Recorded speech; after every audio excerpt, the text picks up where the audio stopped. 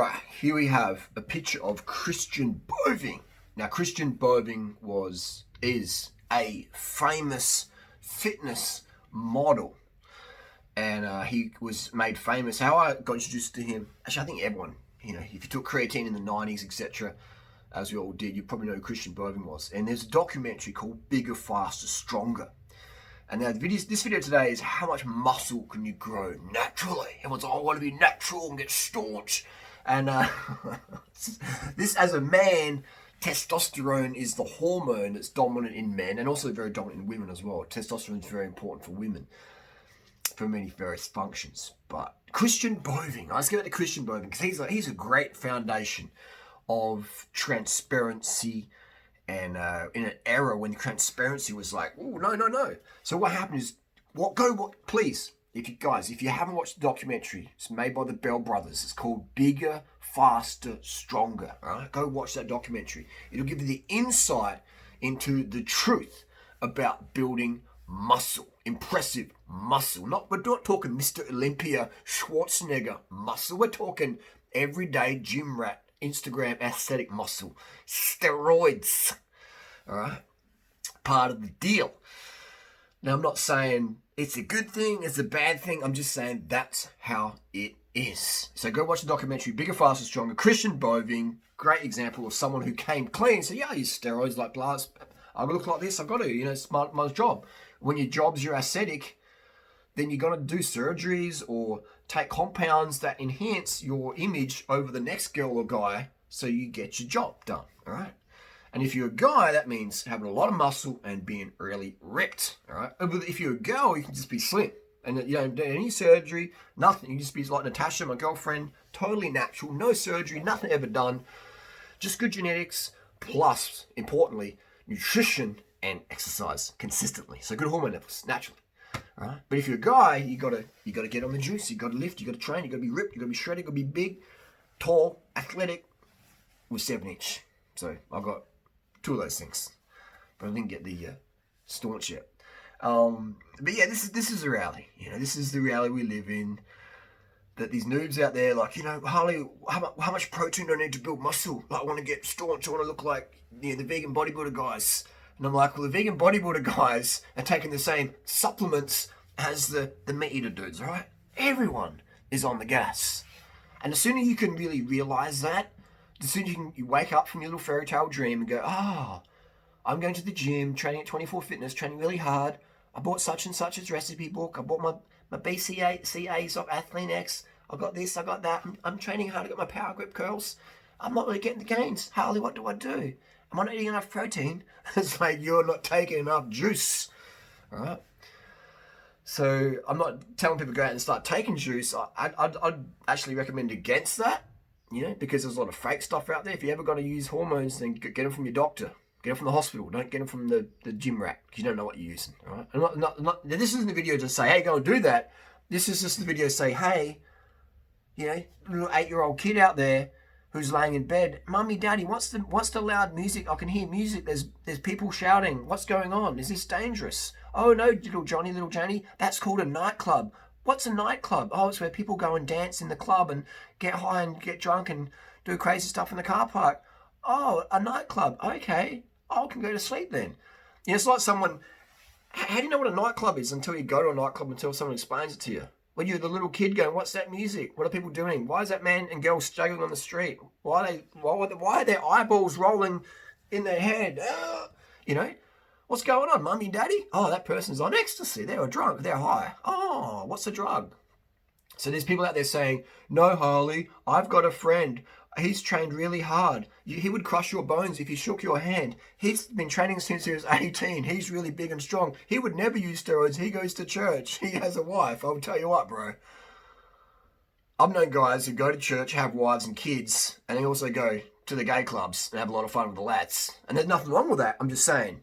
People are living in this little surface reality of like, my friend wouldn't take steroids. If they did, I would know about it.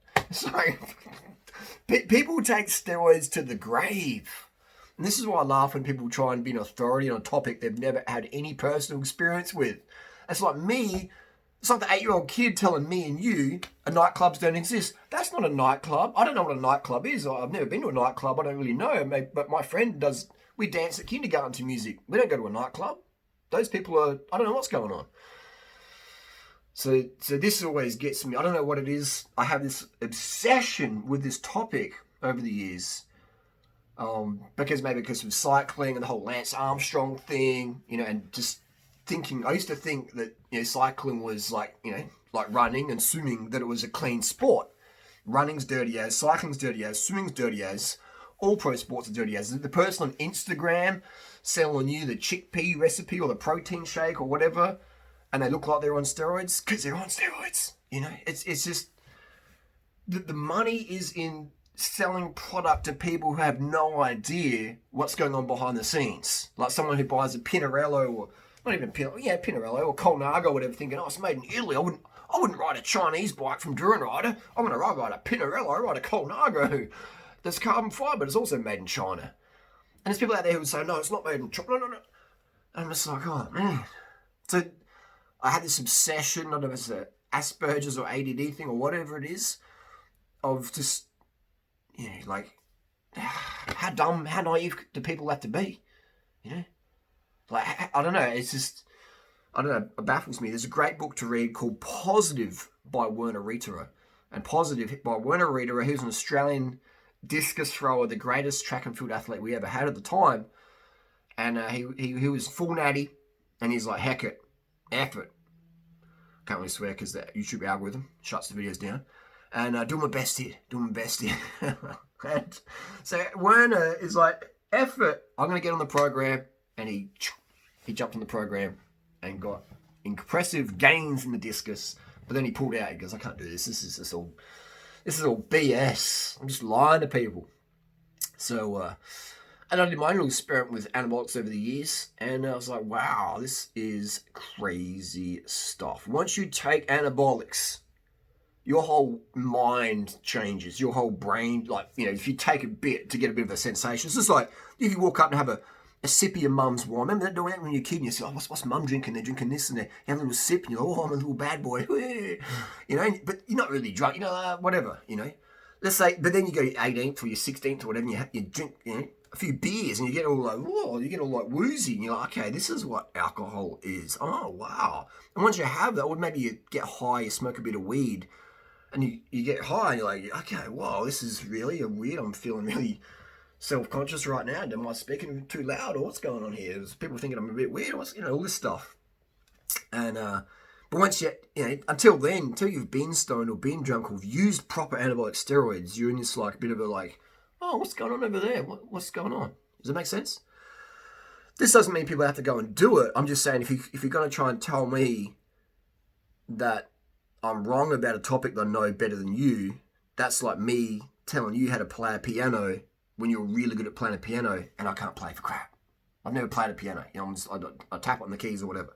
It's a bit like me telling someone in Africa what inside their house looks like, but I've never actually been inside, and YouTube never existed. Obviously you can see what inside someone's house on YouTube these days, but you see what I'm saying?